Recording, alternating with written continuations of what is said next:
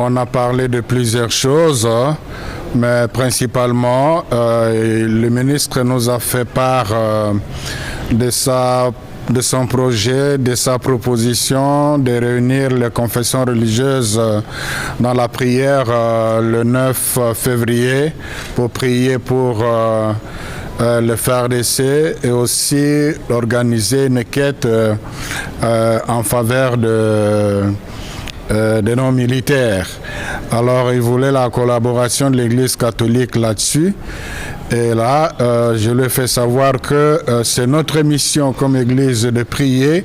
La situation de l'Est, nous en sommes conscients. La situation sécuritaire, la situation humanitaire est catastrophique.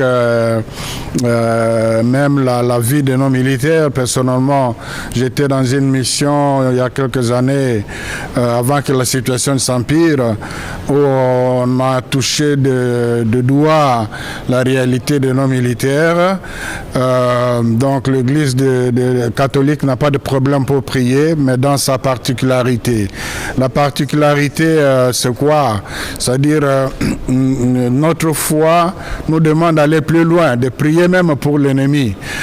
Évidemment, ici, le ministre voit le FARDC avec raison. C'est voilà pourquoi nous disons que il n'y aurait pas d'inconvénient pour l'Église catholique de prier pour la paix, parce que les militaires sont victimes de manque de paix à l'est du pays, et il n'y a pas que de militaires. Pensons à tous ces déplacés, à toutes ces familles de personnes qui vivent dans la forêt, à toutes ces victimes des enfants orphelins. Donc ils ont besoin de la paix, ils ont besoin de la prière. Donc ce serait l'occasion justement pour intensifier les prières que nous faisons déjà pour la paix.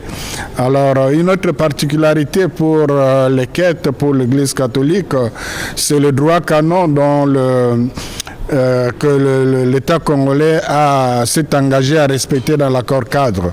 Dans le droit canon, le canon 1254 précise les finalités des offrandes, notamment pour destiner au culte, destiné aux ministres, destiné à l'apostolat, mais aussi destiné aux œuvres caritatives. Donc c'est dans cette perspective-là, bien sûr que les militaires ont aussi besoin de la charité, leur famille, et tout comme les autres aussi. Donc c'est dans le respect de notre doctrine, de notre foi, du droit canon, que nous pourrons répondre à cette initiative. Que la guerre ne se gagne pas par la prière. Chacun doit, pour reprendre l'expression du chef de l'État, chacun doit jouer sa partition. Nous ne prions pas pour gagner la guerre, mais nous prions pour la paix, pour que la paix soit instaurée. Et la paix, d'ailleurs, c'est la fin de la guerre. C'est dans ce sens-là, peut-être. La paix, c'est que les gens se convertissent, parce que pour qu'il y ait guerre, il faut que les gens prennent des armes.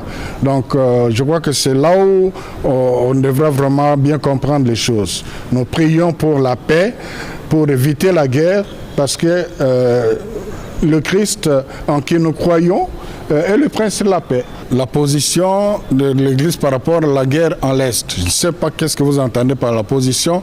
La position, c'est que chacun doit jouer sa partition pour que la paix soit instaurée à l'Est.